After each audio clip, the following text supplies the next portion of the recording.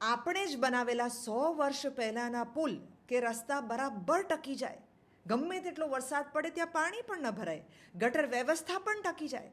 પણ નવું જેટલું બનાવતા જઈએ, ટેકનોલોજી જેટલી આગળ વધતી જાય, સાયન્સ જેટલું આગળ વધતું જાય, એન્જિનિયરિંગ જેટલું આગળ વધતું જાય, એટલું વધુ ને વધુ નબળું કામ થાય. આવું કેવી રીતે થાય? 1869માં અંગ્રેજો અમદાવાદની અંદર લક્કડીઓ પુલ બનાવી ગયેલા અને પછી ભયંકર ફ્લડ આવ્યું, તો એને કારણે થઈને 1875ની અંદર એ આખો પુલ વહી ગયો. એના પછી સ્ટીલનો પુલ બનાવવાની વાત થઈ અને આ સ્ટીલ જે છે એ યુનાઇટેડ કિંગડમથી મંગાવવાનું હતું. એ સ્ટીલના પુલને બનાવવાની જવાબદારી એક ગુજરાતીએ લીધેલી અને એ ગુજરાતીએ 5 લાખ રૂપિયાના બજેટમાં આ પુલ બનાવવાનું બીડું ઝડપ્યું. ઇવેન્ચ્યુઅલી જ્યારે પુલ બનાવ્યો ત્યારે પુલ 4,07,000નો બનાવવામાં આવ્યો અને બાકીના પૈસા પાછા આપવામાં આવ્યા.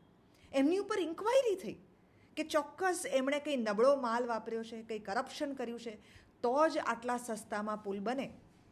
ઇન્ક્વાયરી પૂરી થયા પછી એમણે એમની માફી માંગવી પડી, એમનો આભાર માનવો પડ્યો, કારણ કે કોઈ પણ પ્રકારની ગુણવત્તાની કમીથી આ બ્રિજ બનાવવામાં નહોતો આવ્યો.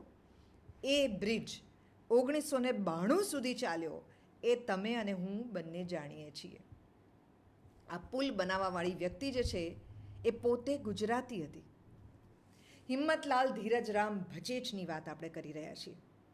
જો એ વખતે આપણી પાસે એવા સિવિલ એન્જિનિયર્સ હતા, તો પછી આપણામાં હવે જે આપણા સિવિલ એન્જિનિયર્સ છે એમનામાં શું ફેર પડી ગયો? હવે કેમ એવું થાય છે કે આપણે જેટલું નવું બનાવતા જઈએ છીએ વધુ ને વધુ તકલાદી થતું જાય છે? રસ્તાઓની અંદર મસ્ત મોટા એવા ગાબડા પડે છે કે આખા મકાન ઢસી જાય, મોટા મોટા વાહનો ઢસી જાય. તમે વિચાર કરો, એક પાઈ જોડીને માણસ પોતાના માટે પહેલી ગાડી લેતું હોય છે, પોતાના માટે ઘર લેતું હોય છે, પોતાના બેઝમેન્ટની અંદર ગાડી પાર્ક કરે ત્યારે કોઈ પણ વ્યક્તિને લાગતું હોય છે કે અહીંયા મારું વાહન સેફ છે, અને પછી આપણે બેઝમેન્ટને આખા ડૂબી જતા જોયા. લોકોએ ગાડીઓને પકડી રાખી હોય, હાથમાંથી જવા ન દેતા હોય, કારણ કે એને એમ થાય કે આ મારી જિંદગીની કમાણીનો કેટલો મોટો ભાગ છે, મારા બાળકોના, મારા ફેમિલીના કેવા સપના છે આની સાથે જોડાયેલા. આ બધા લોકો કે જે સફર કરી રહ્યા છે આટલા દિવસથી, કેટલા લોકો ઇલેક્ટ્રિસિટી વગર, કેટલા લોકો રોડ રસ્તા વગર, કેટલા લોકો ફૂડ વગર, કેટલા લોકો એક્સેસ વગર, આ બધા કેમ હેરાન થઈ રહ્યા છે અમદાવાદમાં વર્ષ દર વર્ષ? અને આ કરોડો રૂપિયાનું બજેટ એ જાય છે ક્યાં? આના માટેના જવાબદાર લોકોના નામ દરેક 4 રસ્તા ઉપર કેમ નથી મૂકવામાં આવતા?